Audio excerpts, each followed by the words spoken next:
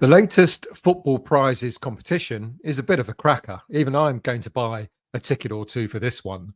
You have a chance to win a signed and framed Jared Bowen signed shirt, plus 15 instant win prizes, which include away shirts signed by Nicholas Fulkrug and Mohamed Kudus.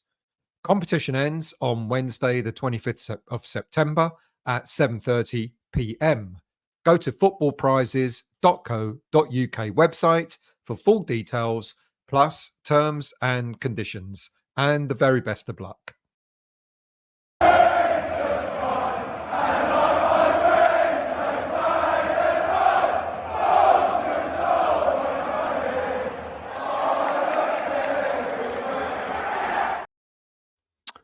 A very good morning to you. Welcome to the West Ham Voice on a Friday morning. If you're new to the channel, if this is the first time that you're watching my channel, please do consider becoming a subscriber of the channel. And if you enjoy the content, whether new or existing subscriber, or if you haven't subscribed yet and you enjoy the content, please do hit the like button. So, I'm going to talk about Crysencio Summerville this morning. During the most recent international break, Crysencio Summerville was one of a number of players who was not selected to represent his national team.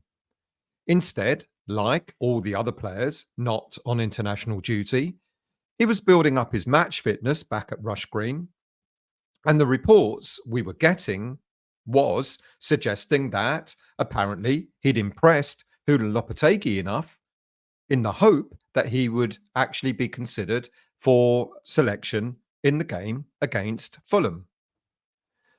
So after Lopetegui's decision to actually start with Tomas Soucek as the number 10, it certainly caused some confusion amongst fans and must have perplexed Summerville, who thought that his wait for a Premier League start might have been over.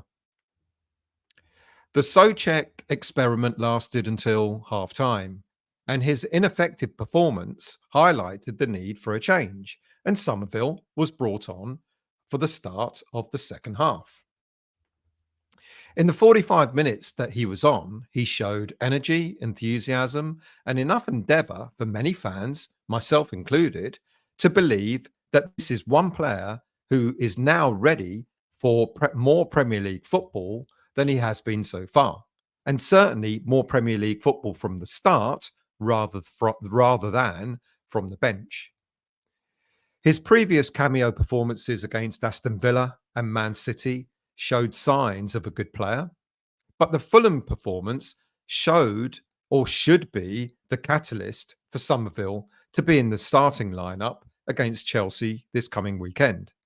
Now, he did start in the Carabao Cup against Bournemouth and even came close to scoring in that game. Our need for a player who is comfortable on the left side of attacking midfield has been obvious for a number of years. And Summerville's efforts so far, I believe, warrants that starting berth in Premier League games. In the first half against Fulham, we lacked creativity and we failed to pose a threat.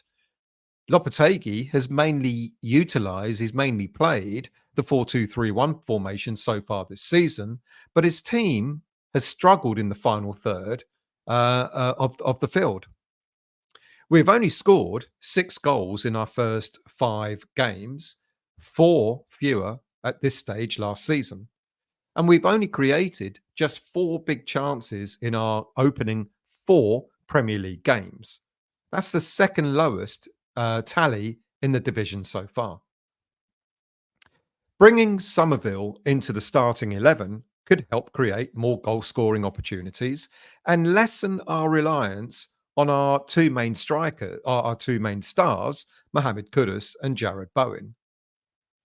Tim Steidten challenged Summerville when he signed him to become a success like Mohamed Kudus when he was courting his signature back in the summer. There was excitement surrounding this summer arrival from Leeds, given his potential. Now, his stats for last season are quite good. He registered 20 goals in 46 league appearances. That's 4 more goals than Bowen scored in the league and 12 more than Kudus. Of those 20 goals, 6 were winning goals. Summerville also created 9 goal assists, with Bowen and Kudus on 6 each. Plus, he created 119 chances. That's an average of around 2.5 chances per game, in comparison to Bowen's 31 and Kudus's 28. And when you compare other stats last season, Summerville had a better shot accuracy rate than Bowen and Kudus, with a whopping 54 shots on target. 54 shots on target, that's pretty good, compared to Bowen's 37 and Kudus's 17. Plus, he made double the number of pass attempts to that of Bowen and Kudus, and with just an under 84% pass accuracy rate, was slightly marginally lower than Kudus's 84.5%. He also attempted 200 dribbles, which was twice as many as Jared Bowen's 97 and nearly as many as Mohamed Kudus's 216. And of those, he completed 101, far more than Bowen and not far behind Kudus's rate. So with those stats and performances, it's not surprising that the 22-year-old attacking midfielder was also crowned the PFA Championship Player of 2023-24. Now, okay, I know you will immediately say that the Premier League is a much harder league to achieve those kind of stats, but I still think it demonstrates the level of ability that this young player possesses. Now, despite interest in several other left-sided attacking players during the summer transfer window, Steiden and Lopetegui prioritised Summerville because of his Premier League experience. When he signed Summerville, Summerville said, I'm an exciting player to watch, the sort of player fans will want to come and see.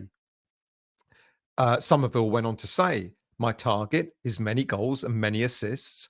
I hope I score a lot of those in West Ham colours.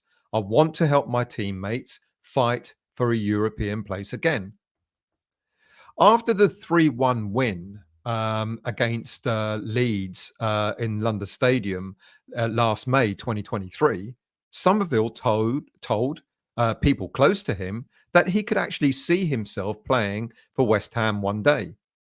West Ham have had a successful track record of signing players from the Championship. Mikel Antonio, Aaron Creswell, Jared Bowen are examples of that. Many fans, though, are suggesting, or some fans are suggesting, that Summerville might be a player a bit too similar to Said Benrahma, who showed glimpses of how well he could do, but he wasn't consistent. But for me, Summerville seems to come across, especially with the stats that I've just mentioned, as a far more consistent performer than Benrahma ever was. Now, with Mikel Antonio struggling to justify his place as Lopetegui's first choice striker, the introduction of Summerville could help resolve that issue as well. Now, don't get too hung up on the lineup. I'm suggesting several players that might play on Saturday, but it's more about the attacking side that I want you to focus on. So don't worry too much about defense, etc. There could be a number of changes there because of injuries, but focus on the attack. Summerville, starting on the left, will enable Lopetegui to switch Mohamed Kudus to his more comfortable and familiar right side of attack position. And with Paqueta as a number 10, just behind Bowen as the striker. And that could be, as I mentioned, solving the striker issue that we currently have. Now, I know a lot of fans don't favour Bowen to start up front, but for me, he showed he's a dependable goal scorer. He showed that last season where he equalled Paolo Di Canio's West Ham record for the most goals scored in a Premier League season, 16 goals. So also Paqueta, who I've criticised as being generally poor this season, could also potentially thrive in the right system. just as he demonstrated in the free role he was given in the pre-season Betway Cup game against Celta Vigo. Now, Lopetegui has said that Summerville has had minutes and he will have more. We're happy with him, he said. He's working really hard. He'll give us good moments, but he has to be ready, meaning that there are going to be times, maybe still in the near future, that he'll still be ready, having to be ready to come from the bench. Lopetegui went on to say, we have a long season ahead, a marathon, and he'll be involved in a lot of our matches. But many fans are asking, and I am too, when will he be involved more? And more to the point, when will he start in the Premier League lineup? He has impressed me in his roles so far this season. I think he's an exciting player, and for me, I think his time is ready. And it's really time for maybe Lopetegui to unleash him on the Premier League.